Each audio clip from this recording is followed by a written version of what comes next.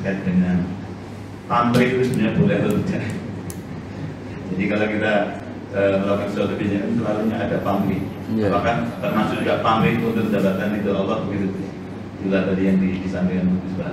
Oh iya. Terima kasih. Assalamualaikum warahmatullahi wabarakatuh. Waalaikumsalam. Langsung aja, langsung dua aja. Yang kedua. Yang kedua ada? Ya, kalau satu bagus. Ada Gus. Oh iya.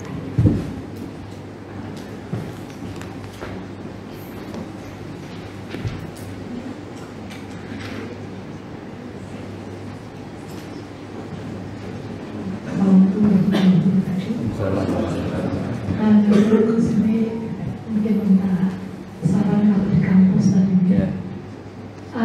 Ketika kita menggunakan barang-barang kampus dengan atau tidak ini, tapi kira-kira apa akan juga? Nah, ya makanya itu. Mungkin sengaja kapaskan atau Ternyata terusik juga.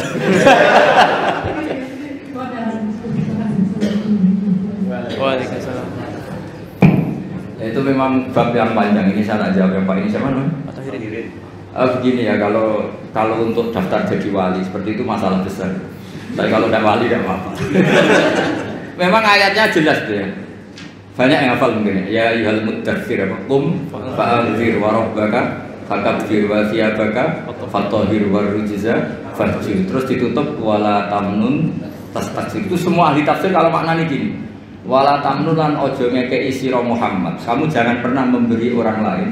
Tastaksiru hale arep-arep untuk luweh akeh sira. Dari kata-kata kasir berhubung kena sin ditolak terus astaghfiru minta ampun. Berarti astaksiru minta lebih banyak. Jadi kamu jangan pernah memberi orang lain dengan harapan dapat lebih banyak.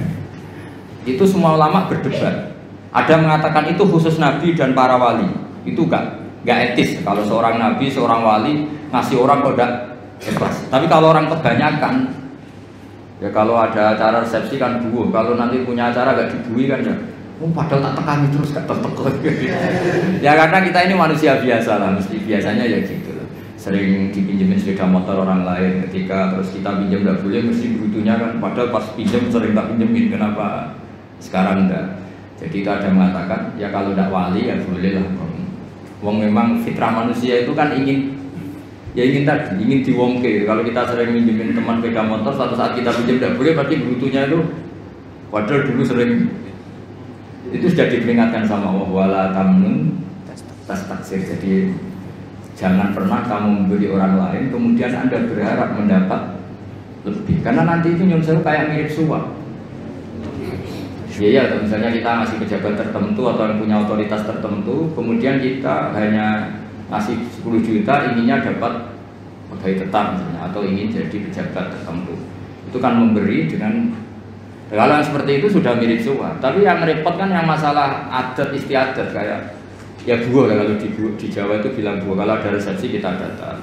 Tapi nyatanya kalau kita punya acara dia ada datang kan kelihatan aslinya. Yang dulu katanya sok ikhlas, ternyata kalau nggak dibalas kunjungan juga enggak. Karena sama tanya hukumnya pamrih boleh enggak? Ya untuk orang kebanyakan boleh. Tapi yang sudah latihan jadi wali jangan. Nah pertanyaan ibu tadi begini, itu banyak yang tersinggung, tapi ini hukum ya dia sudah biasa saja, biasa. Itu pengurus masjid di daerah saya itu sering curhat sama saya. Masjid sekarang kan bagus-bagus, termasuk toiletnya kan bagus. Itu banyak orang kampung yang toiletnya di rumah itu jelek atau memang nggak punya. Itu ke masjid benda ingin missing. Jadi kebeletnya di rumah lari ke masjid, karena masjidnya menyediakan toiletnya. Yang parah lagi, kalau tidur sekarang di masjid. Ini yang cerita takmir. Ya, takmirnya kan sebagian sampai saya cerita. Itu masjid di daerah-daerah Pantura.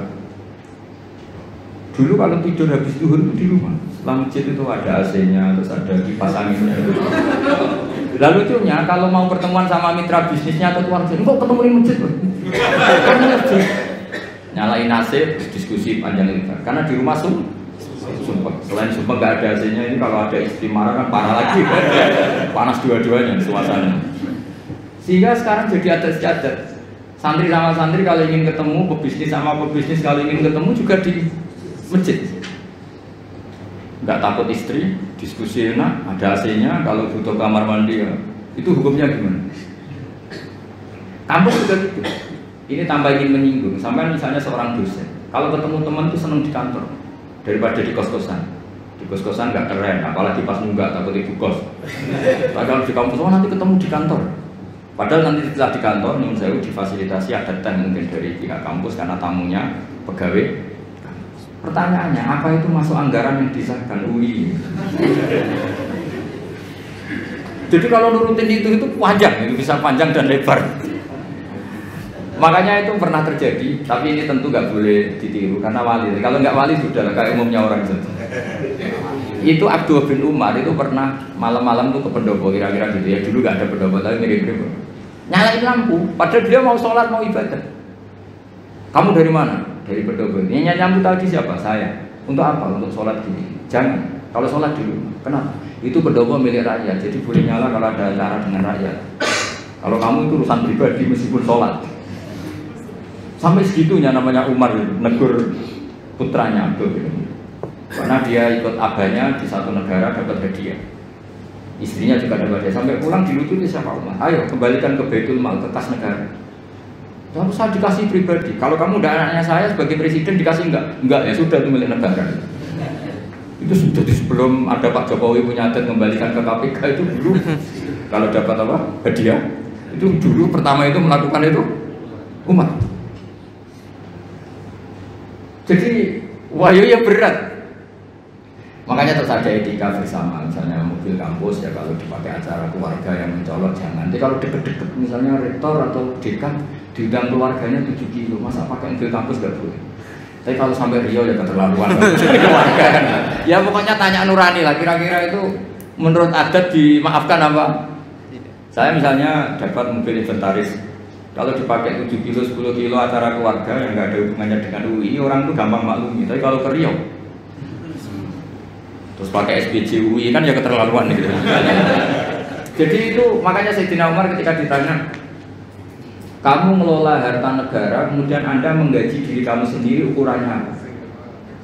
Terus beliau baca ayat, saya, kata beliau, saya mengurus Baitul Mal sebagaimana waliul yatim mengurus Baitul Yatim. Yaitu ukurannya apa? Yang honian fal yastafif, kalau dia kaya ya cukup pakai milik pribadi, tapi wa man kana faqiran fal yakul bil ma'ruf, kalau dia fakir maka boleh meman. Jadi itu ukurannya nggak ada, itu nggak hanya di kampus Bu, di pondok ya saya ngalami seperti itu. Yang namanya pondok kan fasilitas pondok, ada mobil infant, tentu yang sering pakai itu ya keluarga kiainya, apa keponakannya, apa iparnya, apa. Tapi kiai-kiai yang sufi termasuk bapak saya itu nggak mau betul. Saya itu mulai latihan kiai itu sudah punya mobil, karena ya takut pakai mobil pondok. Karena itu yang latihan kiai-kiai yang papan atas itu, yang sufinya papan atas itu, Mbah Mun itu tiap akhir tahun itu bayar listrik.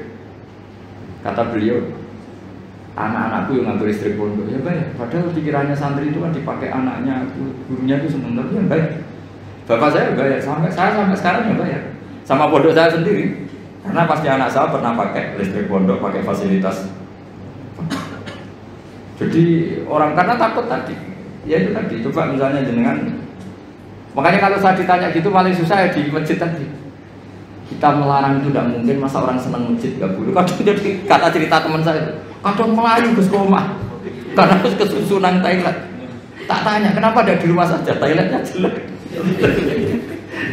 Jadi masjid-masjid kampung sekarang itu kalau orang rumpi lebih betah, karena ada kipas anginnya. Jadi kalau siang nyalain kipas angin terus tidur. Daripada di rumah dimarahin istri tidur di. Sekarang pertanyaannya, boleh nggak nyalain kipas angin untuk tidur? Nah kita misalnya, kalau masjid kota kan jelas ada aturan nggak boleh tidur, tapi sama jagungannya lama ketiduran. Jadi seperti itu tuh mau nggak mau. Makanya kata Abu Hanifah, fikih itu harus mengikuti mutoradil adat yang berjalan. Kan tidak lucu misalnya kita punya tamu di UI, ayo ketemunya nanti di kos saja, kan ini tidak milik saya. Orang itu tidak akan mengatakan itu sufi atau waroi, tapi muta'amid, orang yang mempersulit hukum. Macam segitunya. Terus nanti misalnya saya punya tamu 5 di UI Press, karena saya ngaturnya di UI Press, tamu 5 terus tehnya tak dijiwati uang saya, itu kan yang menyinggung orang banyak. Masa gitu saja diganti. Jadi itu masalah-masalah yang ya tadi, masa satu degan saja kok nyuri. Tapi ketika dihalalkan nanti terus menerus.